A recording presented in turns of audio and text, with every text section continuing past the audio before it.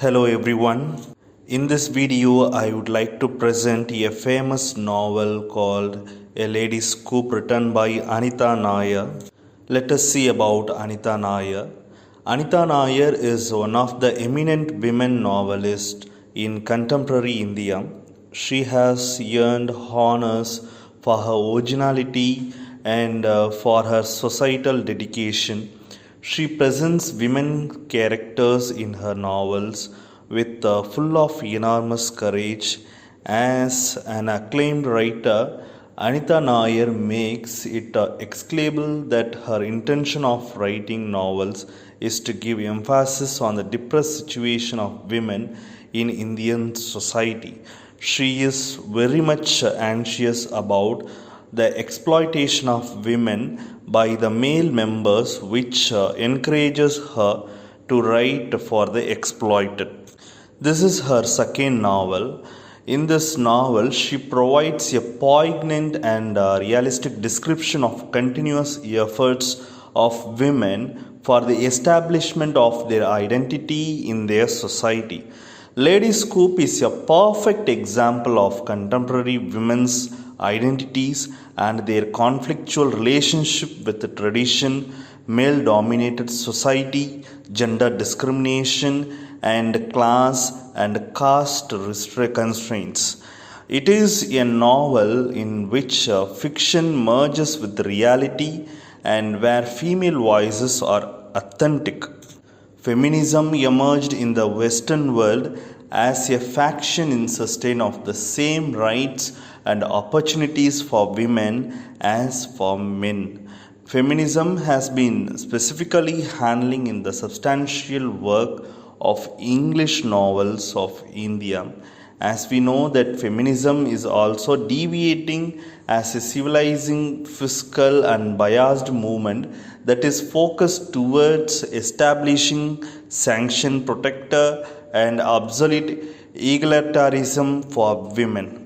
In Indian writing, feminism has been used as a humble challenge for evaluating the real social circumstances as extreme as women are neurotic. Here, Anita Nair narrates the stories of 6 women who are traveling together in a ladies' coupe of a train. Mainly, it depicts the crisis of social norms and inner urge for freedom.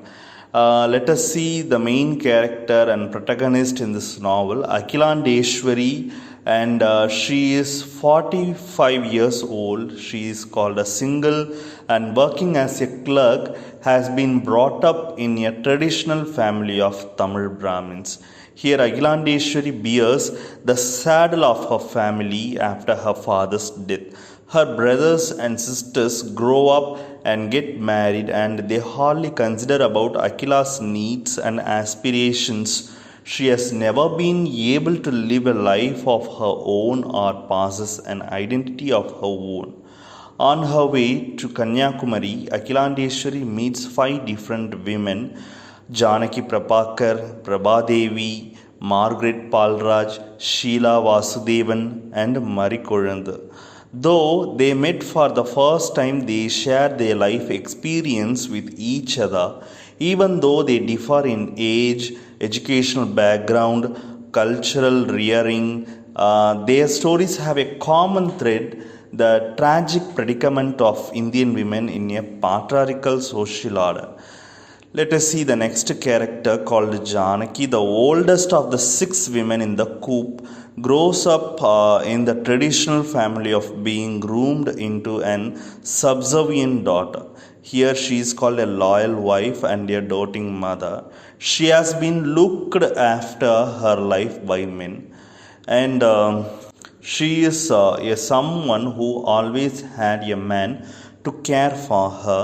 Someone who was first protected by her father, then by brother, then by her husband, and after him it would be her son. She recognizes in the ineffectuality of being an obedient wife and a caring mother, and the need to affirm self identity and freedom to live one's life. Here, the youngest of the six is Sheila. She is a 14 years old who talks about the female child exploitation by men. Sheila felt ashamed and hurt at the unwanted touching of Hasina's father, whose name is Nazar. Here, next character is Margaret Shanti. Margaret Shanti, another woman in the ladies' Coupe, is a successful chemistry teacher. Entangled in an unhappy marriage with Ebenezer Palraj, the principal of the school she works in. He is intensive, narcissistic, and indifferent towards his wife. Margaret would like to divorce him but does not do so because she is afraid of society. Her way of taking revenge is to feed him oily food and making him a foul and dull person. Prabhadevi, who is the next character, is a consummate woman whose embroidery was done with stitches so fine that you could barely see them, whose ideas were light and soft, and who walked with a small mincing step, her head forever bowed and suppliant womanly. This is a famous quote written by Anita Nair. Here, after her marriage, her life swift passed in the blur of inconsequential days till one day, a week after her 40th birthday, when she realized that somewhere in the process of being a good wife, a good daughter-in-law, and a good mother, Prabhadevi forgets how it is to be herself, and that's when she learns to strike a balance between being what she wants to be and being what she is expected to be.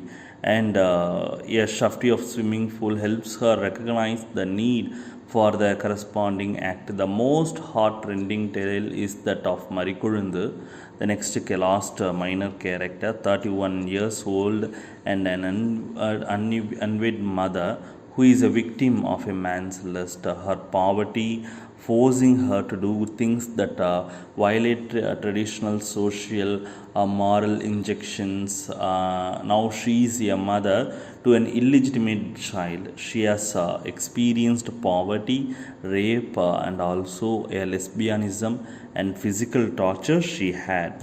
Another woman who influences Akila is Catherine Webber. Catherine Webber is an Anglo-Indian woman.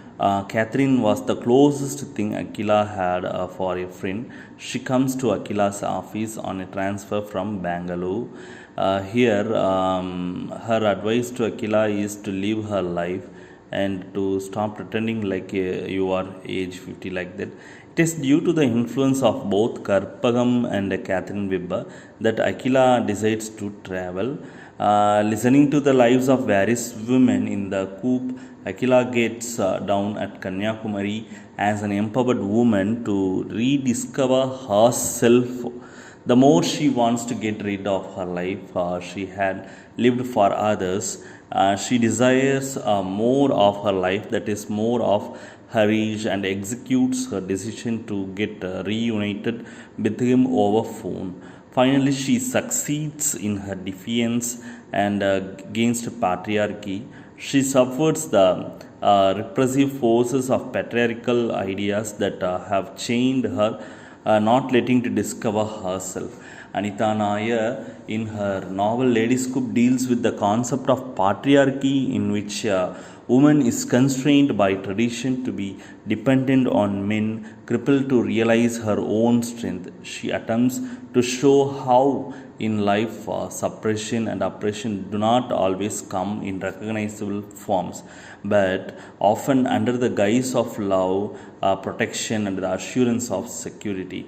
On one side, Nair explores women's agony, and on the other side, she suggests a number of ways to fight back against these agonies to make their life a fruitful and peaceful one. Her women characters are not weak, they are courageous and possess an impressive audacity and will power to fight back against social evils. They are intelligent and questioning women who are not contented with the injustice and rebellion against them. Though these women characters, she encourages women to raise their voice and express their feelings so that they would be able to make other people understand the value of their existence.